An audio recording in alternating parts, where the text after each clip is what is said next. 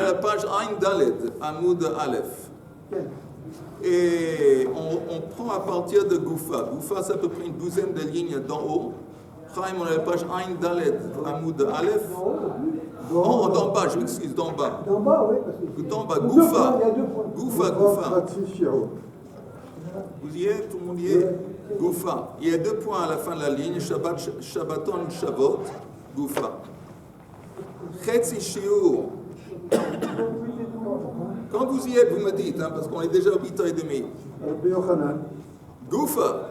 Tu y es, Chaim? Oui, je dis. Chetzi Shiur. Est-ce que, encore une fois, c'est quoi Chetzi Shiur?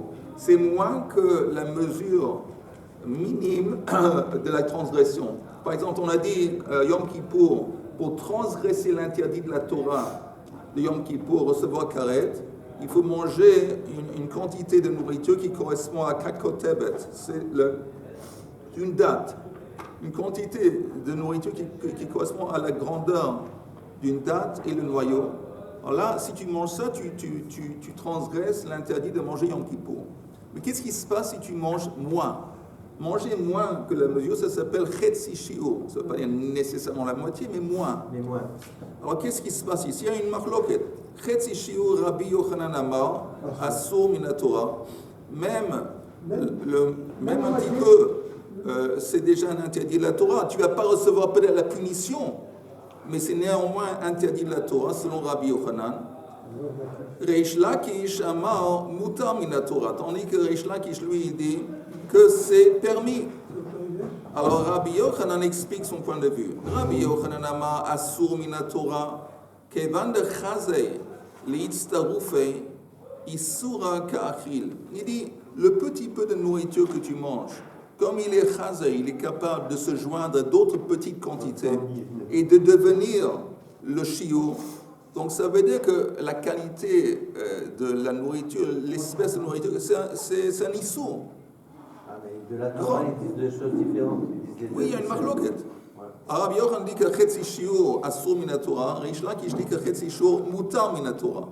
Alors maintenant, le raisonnement de Rabbi Yochanan est que si tu prends un tout petit peu plus, un tout petit peu de quelque chose d'autre, plus un petit peu, et tu arrives à un shiur, tu transgresses. Ça veut dire que les tout petits peu que tu as mangés, c'est dans la catégorie du issour. C'est la totalité qui fait. Oui, mais encore une fois, les petits peu que tu manges, apparemment, ils font partie de la catégorie du issour. La preuve que si tu prends un petit peu, plus un petit peu, plus un petit peu, et tu arrives au shiur, tu transgresses. Ça, c'est le raisonnement de Rabbi Yochanan. Une personne a dit qu'il faut prendre Chetzi Shiur plusieurs fois. On n'a parlé que Chetzi Shiur. Oui. Et tout d'un coup, pourquoi il pense à plusieurs Chetzi Shiur? Parce que, René, je t'explique. Parce que Rabbi Yochanan explique que, d'où est-ce que je sais que même si tu manges la moindre quantité, c'est une transgression de la Torah. C'est un interdit dans la Torah. D'où est-ce que je t'apporte une preuve? C'est quoi la preuve? La preuve, c'est que si tu manges même un tout petit peu, si tu prends ce tout petit peu et tu prends encore un tout petit peu de nourriture, ça n'a pas été dit. C'est Rabbi Yochanan qui explique. Si tu prends autre chose, ça n'a pas été dit. Alors attends une seconde.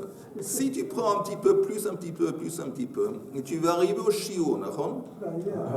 Alors si tu me dis que le petit peu, c'est hors catégorie, alors même si tu mangeais beaucoup de petits peu, ça ne poserait pas de problème. Mais ce n'est pas le cas. Si tu manges un petit peu et encore un petit peu, alors tu arrives à la mesure, le shiur, et tu transgresses. Ça laisse entendre que les petites quantités, ils font partie de la catégorie de issour. Ça, c'est le raisonnement de Rabbi Yochanan. Mais alors finalement, Rabbi Yochanan, finalement, si on suit sur son raisonnement, contrairement à Rav Lakish, si on suit son raisonnement, quel est l'intérêt de dire une petite quantité inférieure à kazaït? Ça ne sert à rien. Finalement, on supprime cette halakha. Encore une fois, je Dans répète. l'esprit de Rabbi Yochanan. Je répète, et ça me fait un plaisir de répéter même une centaine de fois, qu'il y a, disons, une nourriture interdite. Si tu manges cette nourriture interdite, tu reçois une punition dans la Torah. Ça peut être karet, ça peut être mitabi des shamaim, ça peut être des coups. Mais ça, c'est vis-à-vis de la punition. tout le monde est d'accord, que ce soit Rabbi Yochanan ou Reish Lakish, que si tu ne manges pas la mesure dont on parle, la mesure minime, tu ne vas pas recevoir la punition. La question est, si tu manges un petit peu, est-ce que tu as néanmoins transgressé un interdit dans la Torah? Est-ce que c'est interdit dans la Torah? Rabbi Yochanan dit que oui, et Reish Lakish dit que non. Jusqu'ici, c'est clair. Maintenant, Rabbi Yochanan dit, je t'apporte une preuve qu'un tout petit peu c'est interdit. C'est parce que si tu vas joindre des toutes petites quantités ensemble, ils sont capables de créer un shiur. Et là, s'ils créent un shiur, ça devient un interdit ça devient une transgression de la Torah. Ça laisse entendre que les petits peu, la nature du petit peu, c'est interdit. Ok, tu ne vas pas recevoir la punition, mais c'est néanmoins interdit. Ça, c'est Rabbi Yochanan. Tandis que Rabbi Reish Lakish, lui, qu'est-ce qu'il dit? Les Reish Lakish, où est-ce qu'on est? Il reste collé, donc la différence entre la Torah et les rabbinim. Voilà. Ça, c'est Reish Lakish. Il reste droit dans ses bottes. Ça, c'est Reish Lakish. Oui, il reste Lakish. Oui, Reish Lakish, lui, il dit exactement comme tu dis. Il n'y a pas un interdit dans la Torah, il y a un interdit des rabbanan. Une petite quantité, tant que c'est moins que la quantité, la mesure minime, il n'y a pas d'interdit dans la Torah, il y a juste un interdit de Rabbanan. Pourquoi est-ce qu'il y a un interdit de Rabbanan? Pourquoi les Rabbanan ont fait que c'est interdit de Rabbanan?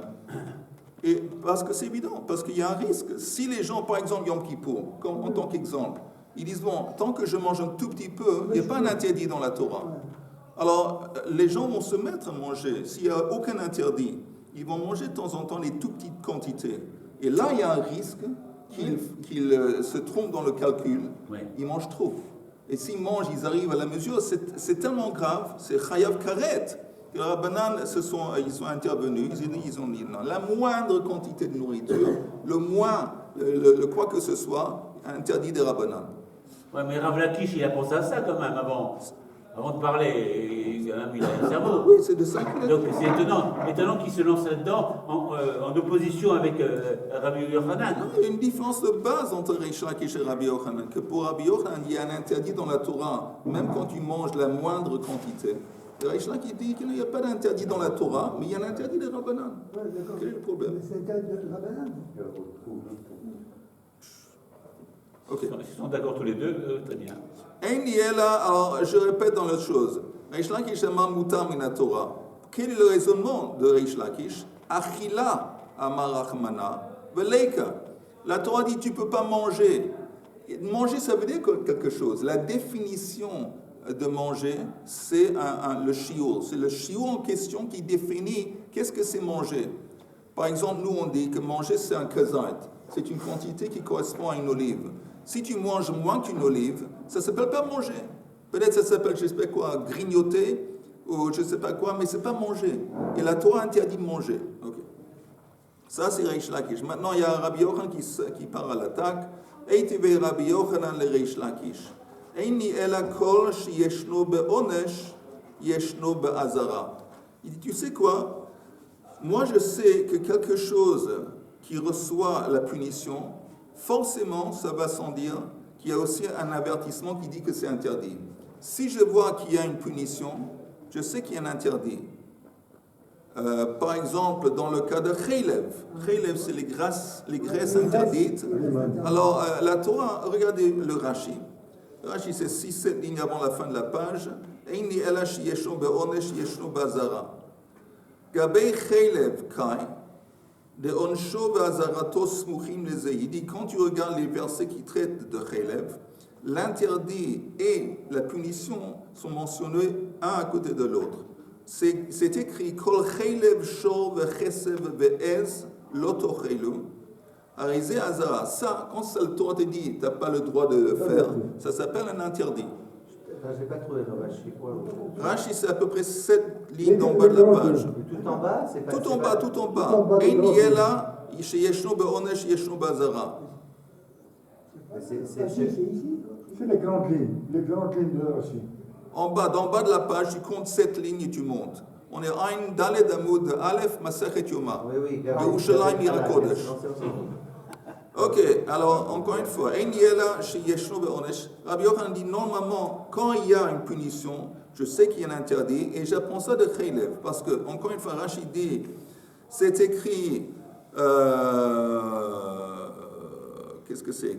Où est-ce que c'est écrit? Kol Khaylev shor vechesev ve'ez lo tochlu. Tu ne peux pas manger la graisse ni d'un bœuf, ou ni d'une vache, ou d'un mouton, ou d'une chèvre. Ok? Le khaylev d'une béhéma est interdite. Il y a une exception, le khaylev d'une chaya. Chaya, le khaylev c'est permis. Mais le khaylev d'une béhéma est interdite. Quelle est l'autre différence entre chaya et béhéma? Béhéma, c'est Quelle est l'autre différence, à part vis-à-vis du khaylev, quelle est l'autre différence entre khaylev et béhéma? Une bête domestique et une bête sauvage. Ça, c'est vrai. C'est une Couvrir le différence sang. Quelle différence? entre un animal domestique et Quelle différence? Point de vue halakha.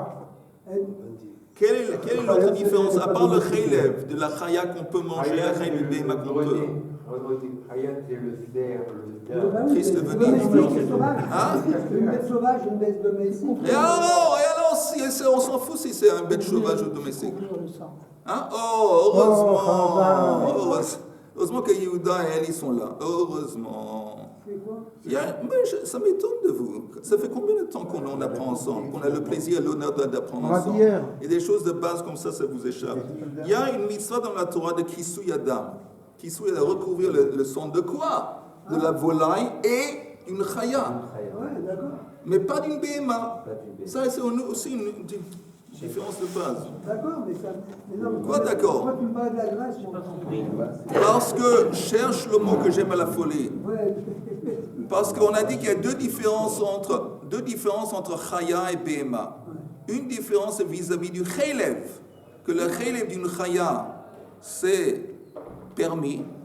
On peut manger le khaylev d'une chaya. Et le khaylev d'une béhéma, c'est interdit.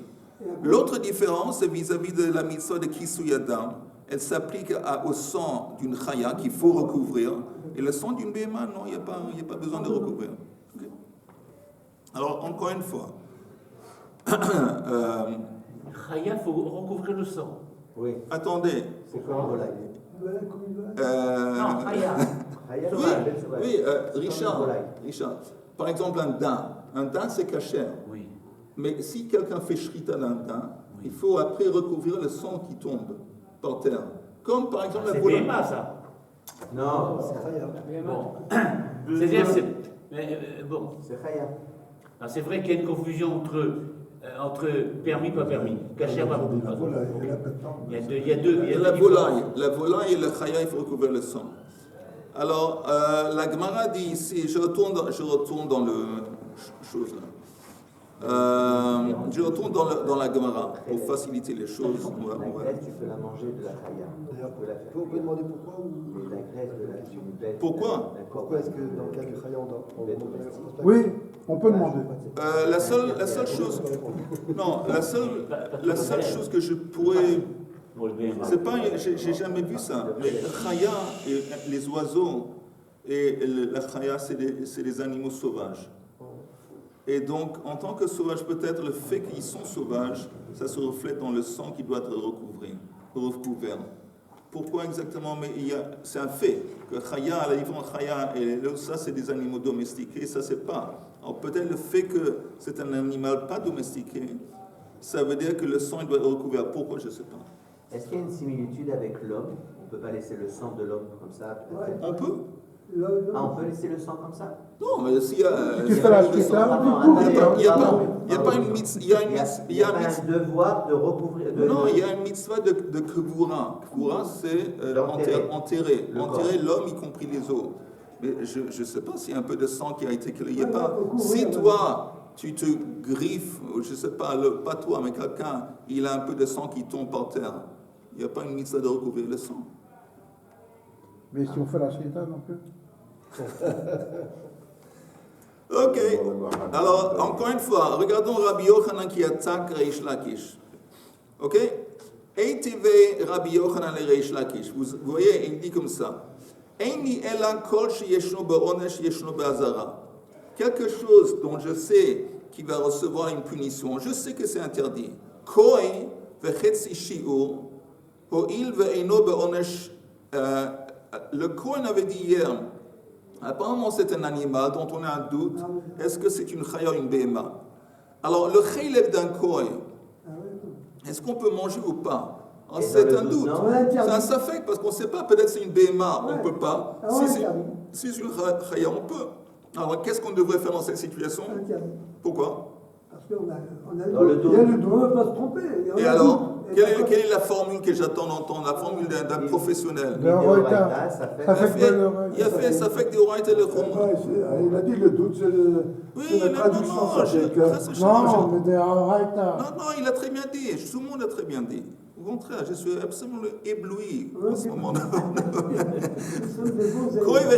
Maintenant, c'est quoi Chetzi Shiur aussi? Chetzi Shiur, comme il n'y a pas de punition, il n'y a pas de punition si tu manges le chaylev d'un Kohen. Parce que il n'y a pas. Et non plus pour si tu manges moins que la quantité minime de graisse, il n'y a pas de punition. Yechol eino be'azara. Est-ce que je pourrais conclure qu'il n'y a pas non plus un interdit? Je sais qu'il n'y a pas. Qu'est-ce qui se passe quand on mange chaylev? C'est grave, on reçoit karet. Si quelqu'un mange chaylev, c'est karet. Maintenant, si on mange le chaylev d'un kohen, il n'y a pas karet. Ça fait. Oui, et si on mange moins que la quantité minime, il n'y a pas karet. S'il n'y a pas karet, est-ce que ça veut dire qu'il n'y a même pas d'interdit? Ça, c'est la question rhétorique que Rabbi Yochanan demande à Reish Lakish.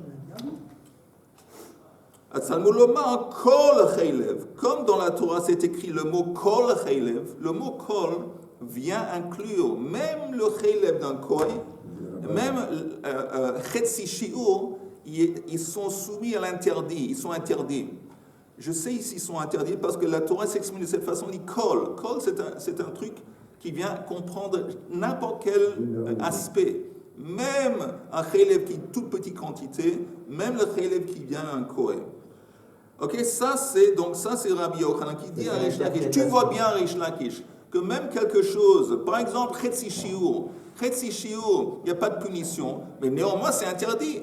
Ça, on est en train de parler de la marloquette entre Rabbi Yochanan et Reish Lakish sur l'idée de Chetzi Shiur. Si tu manges un interdit, mais tu manges moins que la mesure minime, est-ce qu'il y a un interdit dans la Torah? Et Rabbi Yochanan apporte une preuve, il dit que oui, regarde chaylev. Chaylev, c'est, voilà. Il y a une contradiction. Vas-y. On vient d'entendre qu'un Chetzi Shiur, on peut manger le chaylev. Non. C'est interdit le chaylev. Mais d'un autre côté, on dit le chaylev d'une chaya, elle est permis. Oui. Et alors? Non, on parle de chaylev. Maintenant, on parle, disons, chaylev. Il y a deux choses. Quand on parle de chaylev, il y a deux espèces de chaylev. Ce que tu dis, c'est vrai. Le chaylev d'un chaya, il n'y a même pas de doute, il n'y a pas de marloque, et tout le monde est d'accord que tu peux le manger. Mais la question que Rabbi Yochanan, il parle avec Reish Lakish, il essaie de le convaincre. Ça veut dire, il essaie de lui dire, s'il n'y a pas de punition, ça ne veut pas dire que ce n'est pas interdit. Même s'il n'y a pas de punition, ça reste interdit. Je t'apporte une preuve. Quand on parle de l'interdit de chaylev, il y a des espèces de chaylev, comme le chaylev d'un kohen, et comme le chaylev chetzi shiur, moins que la quantité minime, qu'il n'y a pas de punition si tu le manges. Mais néanmoins, c'est interdit. Pourquoi c'est interdit? Parce que c'est écrit dans la Torah, le mot kol. Le mot kol, ça vient te dire même des choses qui ne sont pas chaylev tout court, des choses qui sont un doute, où il y a un doute, comme chetzi shiur. Tu vois bien que c'est interdit, il y a un issue de la Torah. Oui, vas-y. Le Talmud, il est plein dans toute ma séchette de cas Assour avant le Patour avant l'Assour. Oui, alors. Ben, ça, c'est un cas de Assour avant, il n'y a pas de punition. Oui. Je veux dire, Non, mais attends, quand on dit Assour avant Patour, ce terme, normalement, c'est un interdit de Rabbanan, mais tu es exempt de la Torah. Assour avant Patour. Quand tu dis Assour Patour, ça veut dire que tu n'as pas transgressé la Torah, mais néanmoins, c'est Assour mais des Rabbanan. Normalement, ça, c'est même pour un interdit de la... Je pense pas. Je pense pas. On dit plus. Je pense pas, Yuda. On vérifie. Mais normalement, quand on dit Assour al Patour, ça parle de Assour des Rabbanan. Mais vérifie, juste pour être sûr. Kol chaylev. Alors, comment Reish Lakish il répond? Mais des Rabbanan. Il dit non. Le chaylev, disons du chetzi shiur, la moindre, la plus petite quantité, c'est pas du tout un interdit de la Torah. c'est un interdit de Rabbanan. Alors qu'est-ce que lui, Reish Lakish, fait le verset Kol Chaylev? Il dit ça, c'est le verset Asmarta Ba'alma. C'est quoi Asmarta Ba'alma? C'est quand les Rabbanan, ils ont décrété des décrets, ils ont fait des xérotes, ils ont toujours cherché à lier leurs décrets à des versets dans la Torah, pour donner plus d'autorité à leurs décrets. Donc ils ont dit, ça c'est Assour des Rabbanan, et on se base, et c'est lié à un verset dans la Torah. C'est pas parce qu'il est l'interdit de la Torah, mais c'est Asmarta, c'est une allusion. Donc Reish Lakish dit la même chose. Le verset Kol Chaylev, c'est un Asmarta. Mais ce n'est pas un interdit de la Torah, c'est un interdit de Rabbanan. Ça, c'est la réplique de choses. Asmarta, c'est allusion? Oui, tu entends. Référence. Référence, oui. C'est Allusion, c'est plutôt une allusion. Allusion, c'est le mot. Asmarta, ça veut dire le mot sommaire. Sommaire, c'est se reposer sur. Il se reporte. Il se reporte, oui. Alors, l'interdit de Rabbanan se reporte sur un verset dans la Torah. Tu vas bien? Ouais. Hicham, Oui, tu fais partie des nôtres. Se repose. Il a dit se repose. Dormir. Je vais vous dire, les 3 semaines, Ben Mitzrayim, il y a quelque chose dans l'air. Il faut essayer de se renforcer. Bon, surtout les 9 jours, mais les 3 semaines, c'est un peu comme ça. Et pas seulement ça, je vous dis, j'ouvre une parenthèse avec votre aimable autorisation. Mais même, surtout en ce qui concerne les relations humaines, il faut faire très attention. Et je parle d'expérience. Parce qu'en ce moment, je suis en pleine discussion animée avec un de mes voisins. Un de mes voisins qui me casse la tête. Il me casse la tête. Il est insupportable. Ok, maintenant, moi et ma femme, c'est incroyable ce comportement. Comment on peut se comporter de cette façon? Et comment on fait pour s'en sortir? Vous savez quoi? Il faut s'en sortir. Pourquoi il faut s'en sortir? Parce que je sens que, comment on dit blood pressure? Ça boue. Non, le sang, comment on dit qu'on boue? Le sang qui boue. Oui, là, je sens que notre sang qui est en train de bouillir. Je sens qu'à chaque seconde, je suis prêt à je ne sais pas quoi. Me comporter d'une façon qui n'est pas très apte à quelqu'un qui apprend la Torah. Il faut déménager. Alors non, comment il faut faire? Alors voilà, je vais vous partager ce secret très intime. Comment on fait? On se rappelle que cette voisine, en fin de compte, elle n'existe pas. Il y a un cas où je peux décider de nous mettre à l'épreuve. Maintenant, même l'épreuve, la qualité de l'épreuve, c'est absolument secondaire. La personne qui a été choisie en tant que shaliach pour nous embêter, c'est secondaire. C'est simplement une épreuve que quelque nous donne. Et il faut intérioriser, parce que la formule, on la connaît.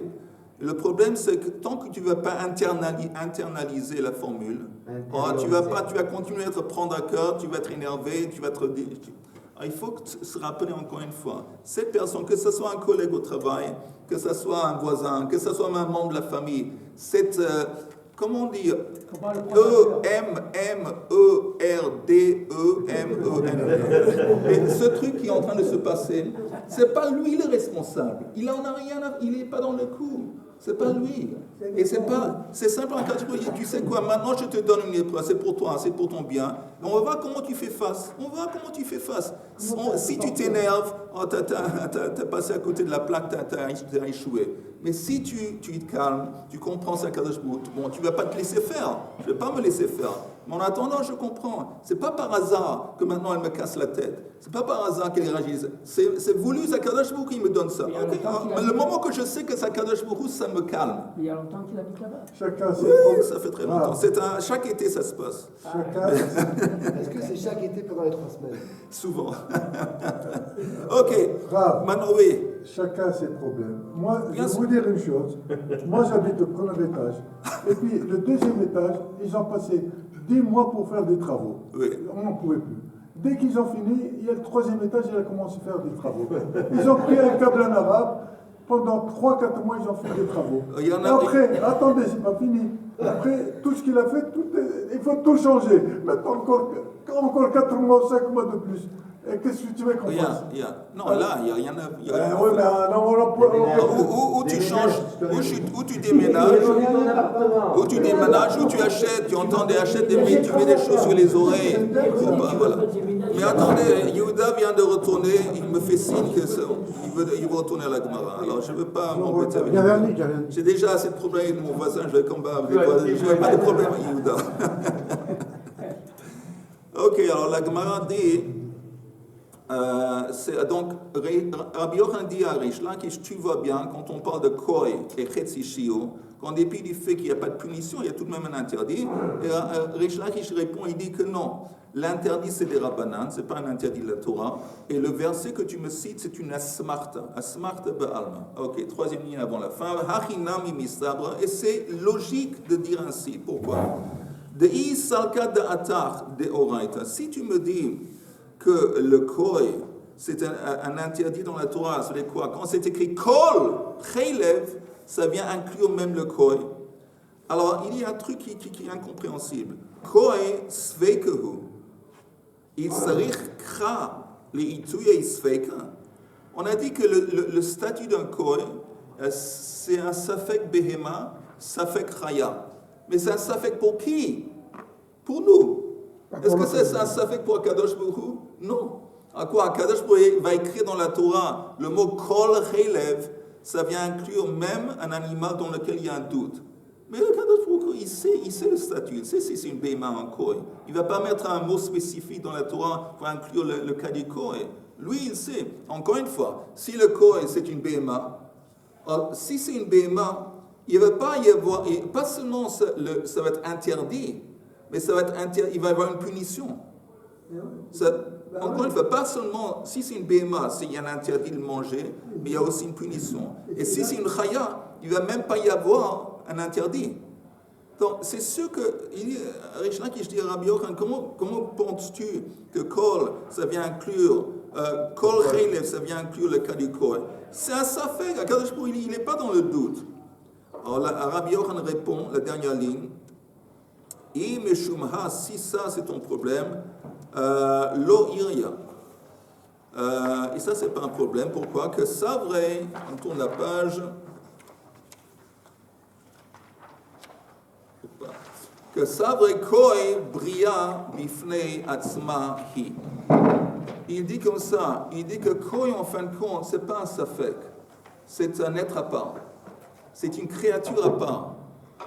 Donc, c'est quoi une créature à part? Une créature spéciale qui, justement, comme une. C'est pas une BMA, c'est pas une Chaya. Voilà. C'est un truc à part. C'est pas un safek, c'est un truc à part. Ça existe aujourd'hui encore des koi? Oui, je ne sais pas. Quelqu'un, par exemple, ce que tu avais dit hier. Tu avais parlé hier de deux animaux, un BMA Chaya qui se sont accouplés, ils ont créé une nouvelle espèce. Par exemple, on dit, ça c'est pas un koi, on dit sur un meule, mule. On dit sur le mule, c'est le résultat d'un cheval et d'un âne. Par exemple, le mule, c'est une nouvelle espèce, c'est une espèce à part. Alors, koi, c'est un truc à part. C'est pas un safek, c'est bria bifnei atzmahi. Parce que si tu ne vas pas dire ainsi, Had amar Rabbi Idi ba'avin, af kol le ituye kol. Il y a une autre discussion quand on parle de sang, l'interdit de manger du sang, de boire du sang. Et là-bas aussi c'est écrit kol. Il y a quelqu'un qui dit le mot kol, encore une fois, ça vient inclure le sang d'un koi. Kol le ituye koi. Et encore une fois, la réaction est la même. Koi sveikehu.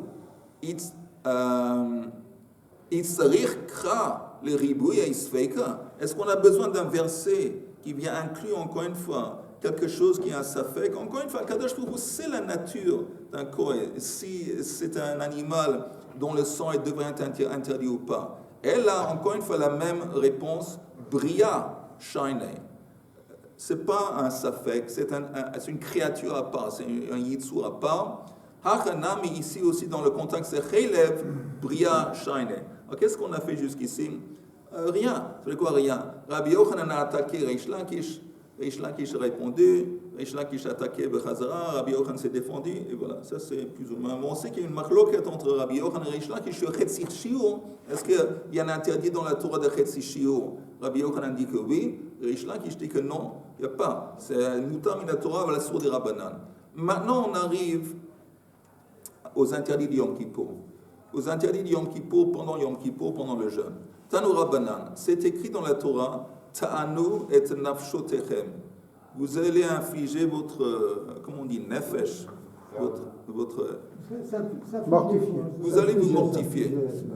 Yechol yeishev bechama ou betsina kedei sheyitzter. Est-ce que ça veut dire, Richard, que la Torah est en train de nous dire, tu sais quoi, maintenant prends Yom Kippour, et tu vas aller t'asseoir dans le soleil. Pourquoi faire? Pour te mortifier. Ou s'il fait froid, le type il habite, c'est un juif qui habite, je ne sais pas, en Russie. Alors maintenant tu vas t'asseoir, je ne sais pas, sur la neige. Tu sors dehors. Pourquoi tu vas t'infliger? Ben, la Torah ne parle pas de manger, elle ne dit pas que c'est interdit de manger ou de boire. Elle dit ta'anu et nafshotechem. Est-ce que ça veut dire, par exemple, un acte comme ça, en tant qu'exemple, est-ce que ça veut dire que je devrais m'asseoir dans le soleil pour souffrir de chaleur ou m'asseoir dans le froid pour souffrir de froid? Kedei sheyitzter, Talmud lomar, vechol melacha lo ta'asu. Dans le même souffle, la Torah dit, quand elle dit de ta'anu et nafshotechem, elle dit aussi l'interdit de faire une melacha, de faire un travail. Et on fait une comparaison entre les deux. Ma melacha shev ve'al ta'ase, af inui nefesh shev ve'al ta'ase. De la même façon que l'interdit de faire un travail, c'est quoi l'interdit? C'est shev et ne fais pas.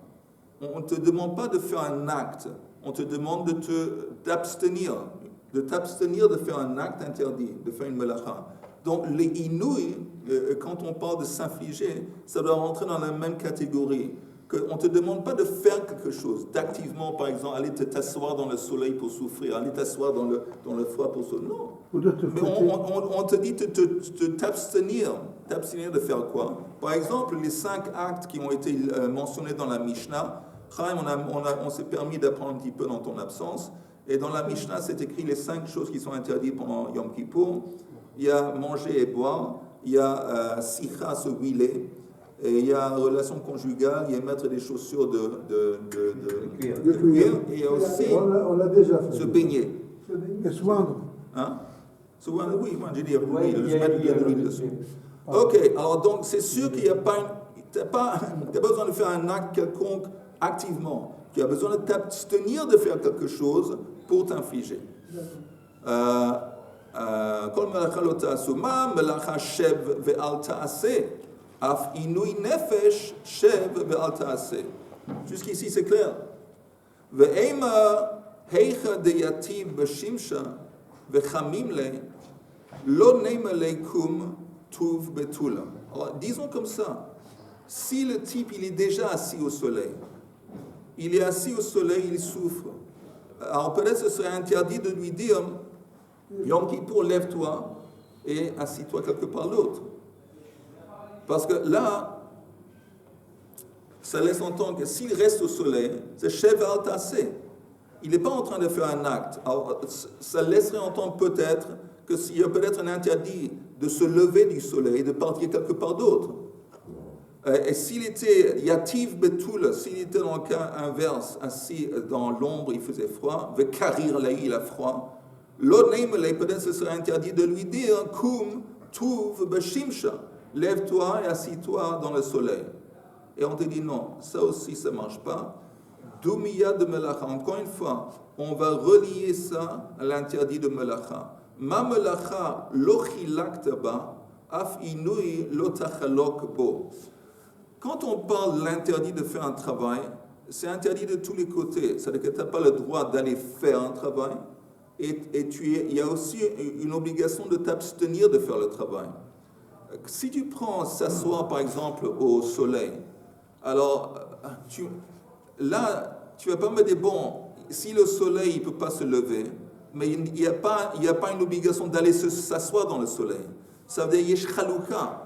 Il y a une distinction entre, tu me dis que si tu es au soleil, interdiction de te lever. Mais en attendant, on ne va pas te forcer d'aller t'asseoir dans le soleil. Cette distinction, elle n'existe pas dans le hein? Pourquoi interdiction de te lever? C'est sur un exemple.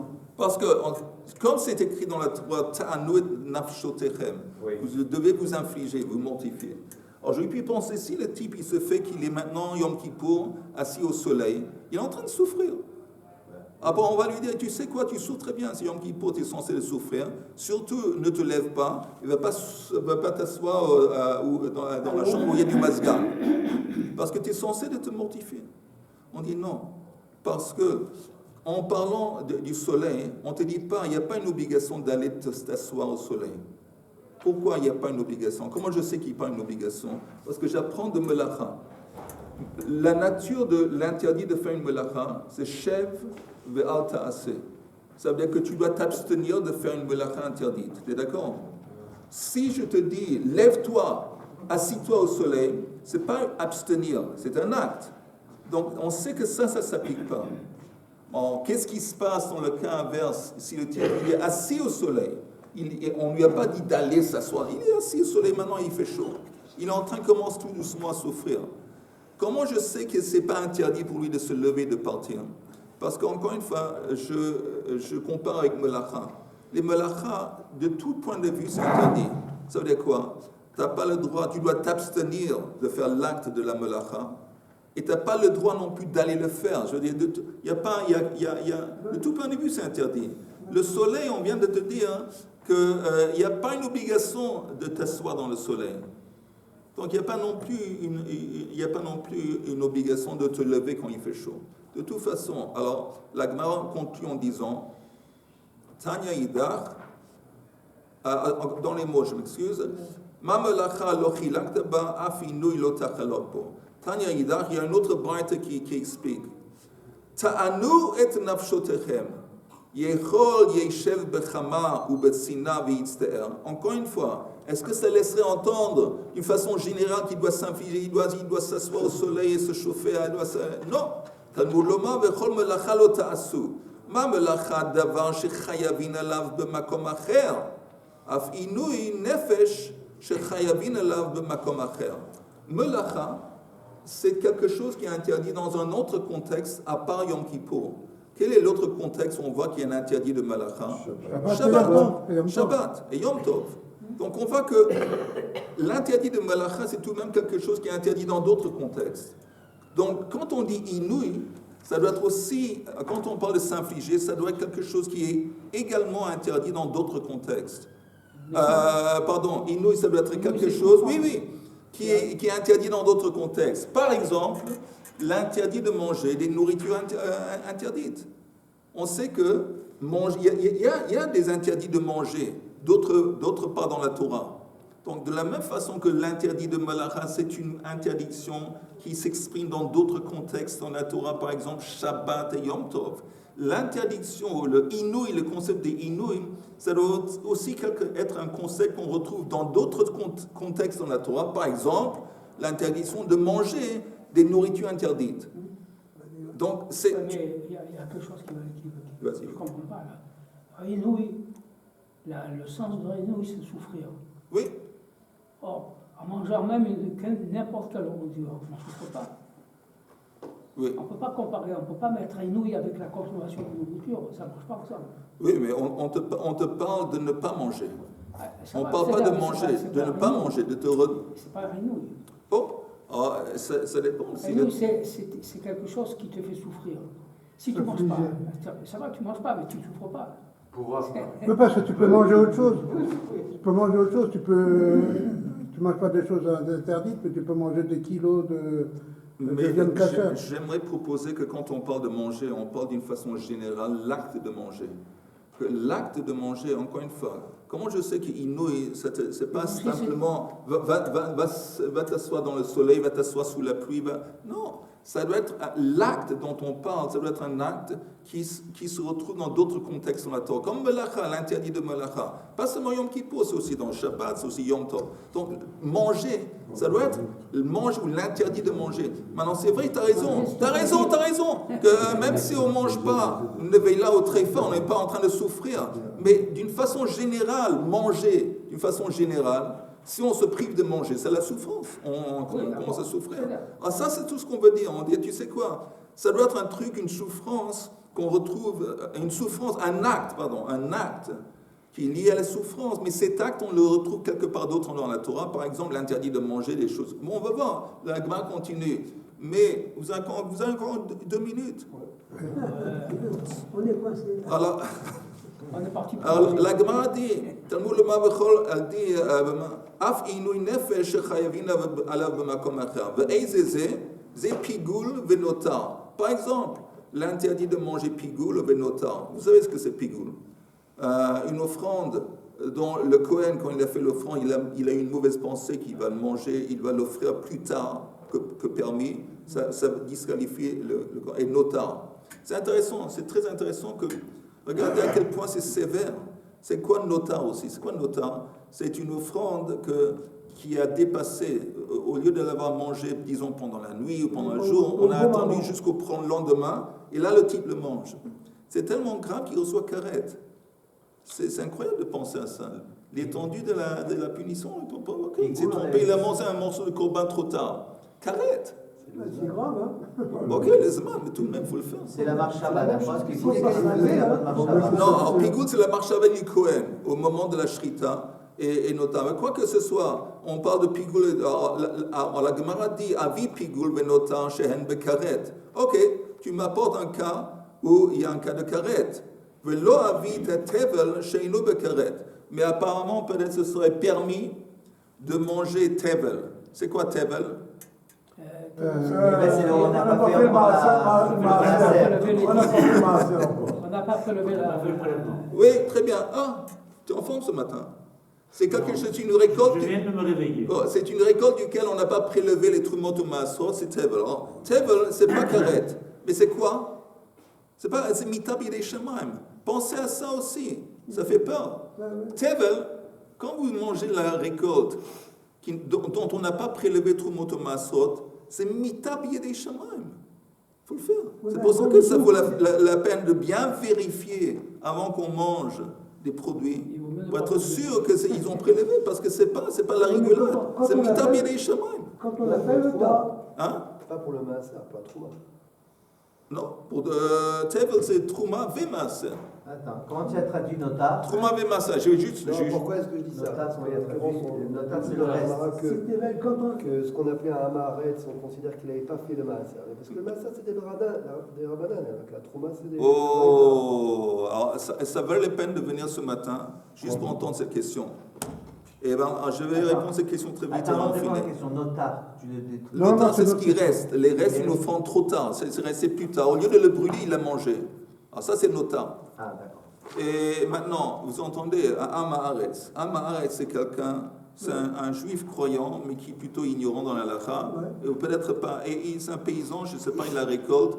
Et quand on achète des produits d'un Amaharetz pendant une certaine période de temps, les chachamim ont obligé de prélever le maaser. Pourquoi? On pouvait faire confiance aux Amaharetz qu'ils ont prélevé la trouma. Pourquoi? Parce que la trouma, encore une fois, si quelqu'un, un non-Kohen, mange la trouma, c'est karet. Ah ouais. Et donc, les Kohanim, ils comprenaient, c'est kadosh. En plus, cette nourriture, elle a une kedusha. Donc, on pouvait faire confiance. Les Amaharetz, ils avaient peur. Même à Amaharetz, ici, ça, on ne va pas jouer du feu, kadosh. Et en plus, pour prélever la trouma, c'est un rien de rien. C'est pas beaucoup. Des rabbanas, c'est bon. Des rabbanas, c'est 2%. Mais les maaser, c'est aussi des oraita. Et les maaser, c'est 10%. Et maaser, c'est pas de kedusha. Ils se sont dit, bon, d'abord, c'est quantitatif, je dois donner 10% au Lévi. En plus, il n'y a pas de kedusha. Si un non Lévi mange le maaser, il n'y a aucun problème. Il y a un problème vis-à-vis du fait qu'il a mangé une nourriture qui était destinée au Lévi. Mais c'est une obligation d'Oraita. Maaser, c'est d'Oraita. Mais encore une fois, les Amaharetz ont fait ces distinctions. Ils ont dit Trouma, Kadosh, Karet. Alors, tout le monde, ils sont en plus une toute petite quantité. On peut faire confiance aux Amaharetz qu'ils ont prélevé la Trouma. Mais le Maaser, il y avait pas mal d'Amaharetz qui ne prélevaient pas le Maaser. C'est quoi la punition de celui qui ne prélève pas le maaser? Ah non, celui qui mange du tevel, c'est une récolte duquel on n'a pas prélevé ni la trouma ni le maaser, c'est mitab yedei shemaim. C'est pour ça que j'ai dit quand on achète une récolte, il faut faire gaffe, il faut faire attention. Et ça c'est le cas du tevel. Mais est-ce qu'on peut séparer les deux? C'est-à-dire que celui qui fait la trouma mais il ne fait pas le maaser? Non, tevel, c'est même si on a prélevé la trouma, tant qu'on n'a pas prélevé le maaser, ça reste dans la catégorie de tevel. Ça reste dans la catégorie de Tevel. Tant que tu n'as pas prélevé et ça, c'est toujours Tevel. C'est-à-dire que même le Hamaret, quand il ne faisait pas la Trouma, quand il ne faisait pas le Maaser, de toute façon, il était aussi. Non, alors il y a encore une précision importante à préciser, là on finit. C'est qu'il y a une distinction entre prélever et donner. Ça veut dire que le type, il avait le fermier, il avait sa récolte. C'est fort possible qu'il a dit, bon, ça c'est... oui. Non, alors c'est suffisant de dire que ça c'est Maaser. Il désigne que 10% c'est Maaser. Et maintenant, une fois qu'il a fait ça, ou Tiken, le reste de sa récolte, il n'est plus Tevel. On peut le manger. Maintenant, non, alors lui, il n'a pas dit que ça c'est Maaser. Il n'a pas dit que ça c'est Maaser. Il a enlevé le Trouma, il n'a pas enlevé le Maaser. Il a enlevé ce qu'il est obligé d'enlever. Le Maaser, il donne au Lévi. Et comme tu as dit, il n'y a pas de... Il n'y a pas de... Le Maaser, il n'y a pas de... Il n'y a pas de Kedusha, il n'y a pas de sainteté.